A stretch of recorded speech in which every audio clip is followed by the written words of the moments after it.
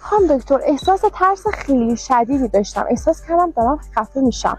تو قفسه سینم احساس فشار میکردم. فکر کردم دارم میمیرم. ولی وقتی به اورژانس مراجعه کردم، بعد از بررسی‌هایی که انجام دادن بهم گفتن که مشکلی ندارم.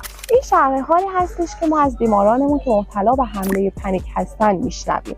ولی حمله پنیک چیه؟ حمله پنیک احساس ترس و اضطراب بسیار شدید و ناگهانی هستش که اگر با 4 تا از علائمی که الان میگیم همراهی داشته باشه، تشخیص مسجل میشه. احساس سردرد، سرگیجه، تپش قلب، فشار روی قفسه سینه، تنگی نفس بسیار شدید، احساس خفگی، تکانش‌های عضلانی، احساس لرز، احساس سرما یا گرما، دلدرد، حالت تهوع و حتی حس دیوانه شدن و جدا شدن از بدن. ولی قبل از اینکه این تشخیص مسجل بشه، حتما لازم هستش که پزشک متخصص قلب و عروق از لحاظ سلامت قلب بیمار رو چک بکنه. و اگر که فرد مبتلا به بیماری قلبی نباشه و یه سری تشخیص‌های دیگه‌ای مثل بیماری پرکاری تیروئید و یه سری از بیماری‌های مغز و اعصاب هم رد بشن، اون موقع تشخیص مسجل میشه و فرد به روانپزشک ارجاع داده میشه.